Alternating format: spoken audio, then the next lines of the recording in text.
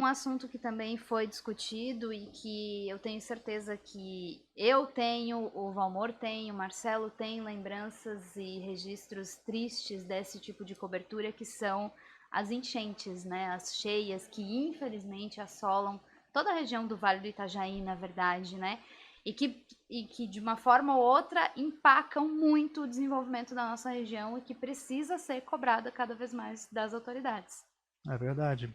O, o Alto Vale, Vale do Itajaí,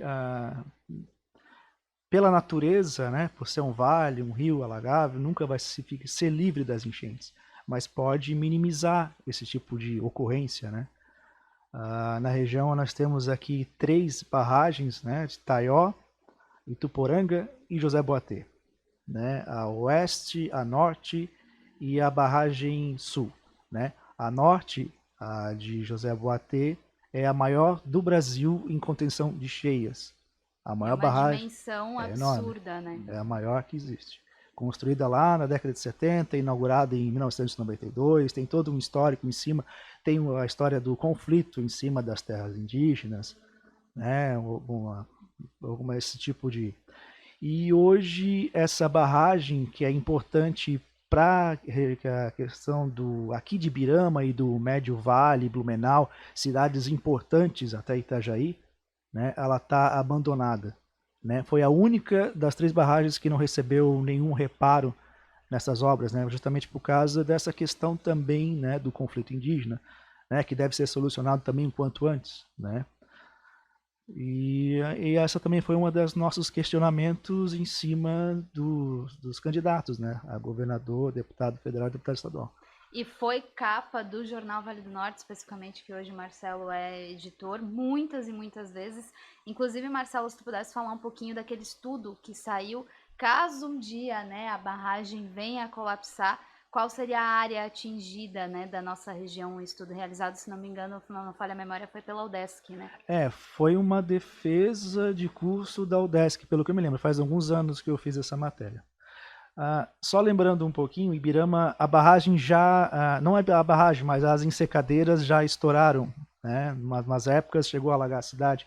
Se eu não me engano, a última foi em 83, 83, 83. a grande enchente, até eu acompanho muito, o pessoal posta hoje nas redes sociais imagens, né, de que a água chegou ali onde hoje tem a agência do Bradesco. Sim. Antigamente, eu vou falar porque quando eu tô com 30 anos de rádio, Aham. ali onde tem uma floricultura, tinha uma indústria de brinquedos, a água chegou por ali, e aqui no bairro Ponto Chique, ali é, próximo ao Poço Escucel, do seu Valdomiro, no lado de baixo ali, que hoje tem uma mata, tem imagens que a água ela chegou até à beira da SC, né? Devastou tudo. Então foi em 83, Marcelo. Foi em 83. Eu tinha na época eu tinha na época 11 anos, Se eu né? não me E eu me engano, recordo. foram 2 vezes, né? Uma ensecadeira de terra por problema de manutenção ou a obra parada, alguma coisa nesse sentido, ela estourou.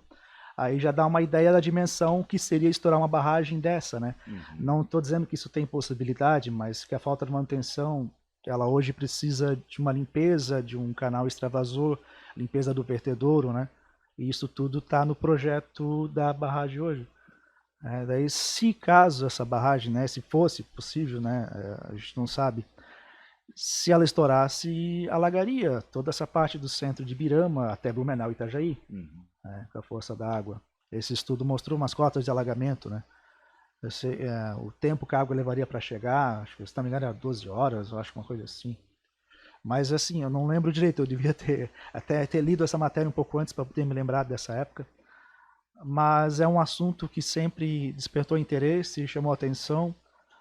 O saudoso seu Aires sempre nos chamava para conversar sobre isso. Ele contava algumas histórias, contou essa da ensecadeira para mim. Uhum. Inclusive teve a morte de uma criança indígena na época, daí teve até um problema de conflito. São todas essas histórias aí. E é aquilo que a gente comentou no início, né? As pessoas que se apresentam agora pedindo o voto do eleitor, elas têm que entender que essa burocracia se empurra com a barriga, é um que resolve, é outro que vai resolver. E eu acompanho aqui a região há 32 anos e sempre com problemas. Então, nós precisamos de uma rapidez na solução desses problemas.